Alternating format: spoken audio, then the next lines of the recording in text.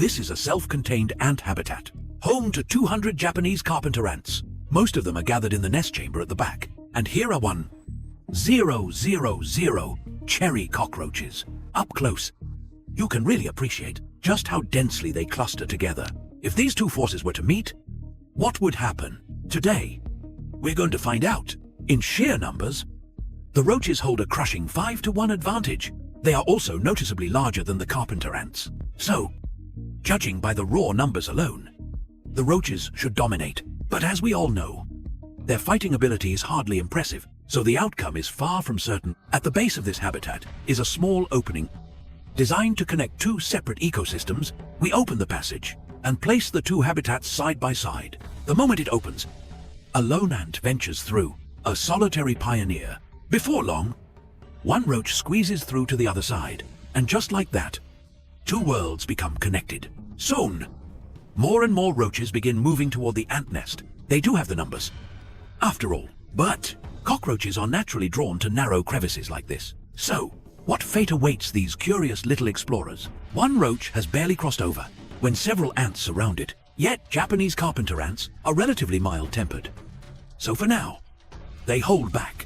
Watch this roach. The moment it crosses, an ant strikes head-on. Luckily, it dodges away in time. More and more roaches continue pouring toward the nest. Once the ants understand what is happening, they stop showing any mercy to the intruders. Small teams of 3 to 5 ants form and begin attacking the trespassers.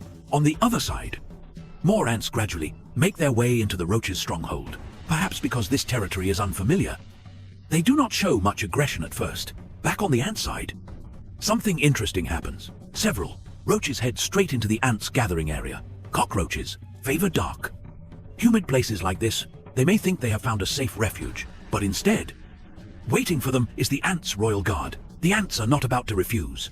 A feast delivered straight to their doorstep. They attack at once. Here, we can clearly see just how powerful the ants' teamwork really is. Compared with them, the roaches are little more than a disorganized mob. What good are superior numbers if every straggler can be picked off one by one? On the other side, the contrast is even clearer.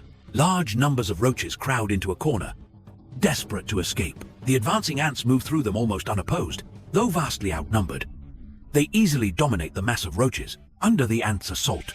Some roaches are already near death. Let's speed things up and watch how these two ecosystems interact. Overall, the roaches dart about with no clear purpose. The ants, meanwhile, face an opponent that overwhelms them in size and number, yet remain remarkably composed. Look at this ant enjoying a feast. If these roaches knew how to cooperate and all attack together, such a small force of ants would be overwhelmed in moments, but they simply do not dare. It seems they would rather turn on their own kind. An entire night passes. By morning, the surviving roaches have all clustered on the right. On the open ground to the left lie the bodies of several roaches, alongside the well-fed ants. Now roaming about like victorious soldiers, the other side is even more grim. Piles of roach carcasses have accumulated together. The dead must already number in the hundreds, even now. Isolated skirmishes continue, and here, astonishingly, is a dead ant. Perhaps it died from exhaustion, or perhaps from overeating. The casualty ratio is close to 1 ant for every 100 roaches. Once again, it shows just how poor the roaches' fighting ability really is. These are creatures that make countless people scream on sight. Yet against the ants, they are surprisingly vulnerable. If this ecosystem were simply left alone, the ants could probably feed for months. The remaining roaches would not starve either, because they are willing to eat their own. If you'd also like to keep ants like this and observe their fascinating behavior, you can check the product link in the yellow shopping cart or in my storefront.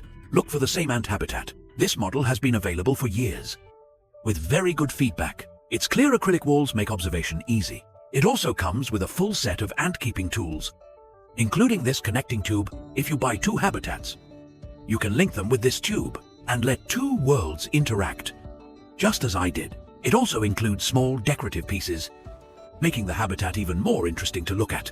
That's all for today's video. See you next time.